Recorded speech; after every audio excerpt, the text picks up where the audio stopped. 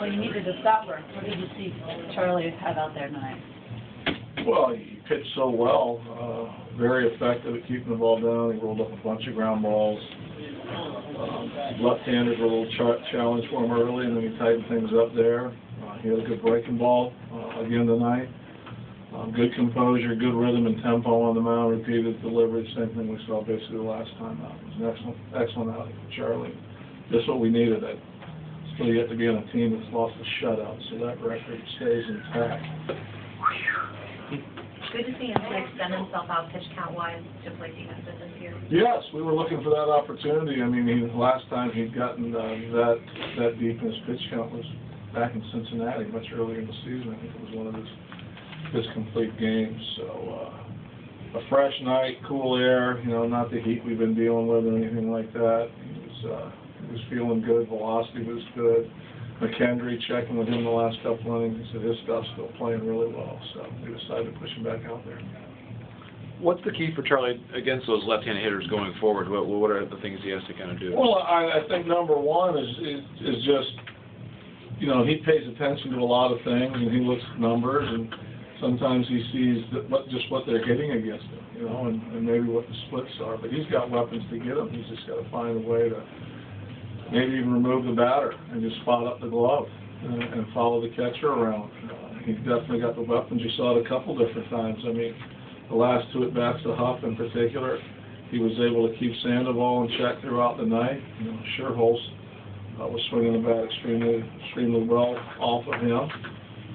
Torres was a couple problems, but all in all, I think he got better with the left-handers as the game went on, but he's got to continue to sink that ball to the left-handers just like he does the right-handers. Mix in the breaking ball, an occasional four-seamer, or throw that split change-up that he does. He's got the weapons to do it. How key was that at bat against Keppinger? I think it was the fifth, when he had the three lefties, waiting to get up there. Well, it was a big part of the game. It was a big at-bat, and to get the ball tapped back, to turn the double play. He's in a position, he's as good as anybody we have on our club to be one pitch away from getting out of inning with anybody on first base, or first and second. At any time, he just stayed within himself and just focused on making the next good pitch. He was able to do that in the field of his position. He got off the throw and we turned the double play. It was a good point in the game for us to put an inning away. Ryan's been so successful this year. What were you guys able to do tonight against him that you guys weren't able to do the last time we saw him? Well, I think it's a combination of things. Number one, we were able to stick with our plan a little bit better. You got to get him to elevate the ball early. He's got good command. He was able to work our right-handers in tight and keep the ball off the plate and grab some strikes in there and some swings. But as far as the left-handers tonight, Jones was able to answer. McCutchen laid down a bunt. That was good to see to get an inning started. Walker got him early. Just looking for pitches up early that we could put the barrel on and not chase up late. He had a lot of success last time he got against us. We chased some balls late. Ludwig had two real good bats off him. He was able to stay on balls and drive runs in. And 4 2-out hits has been something that we haven't had as many as we'd like, and they always play in the game. They play on the others. When the other team gets them, you feel them, they're just heavy.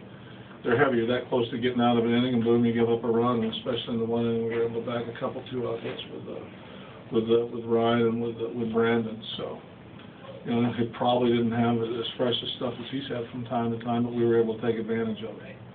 Both Jones and Walker's doubles came on the first pitch of the at-bat. We've talked about this with Pedro, but is this something you've instilled in the rest of the guys recently? We've talked about this since minicamp, being ready to hit from the first pitch. It's one pitch, one zone. A lot of teams talk about it. To execute, it's the next step. You're looking for a ball in one spot that you're ready. You're gonna have bad intentions on. You're looking to drive, and it's usually somewhere out, over the plate and elevated.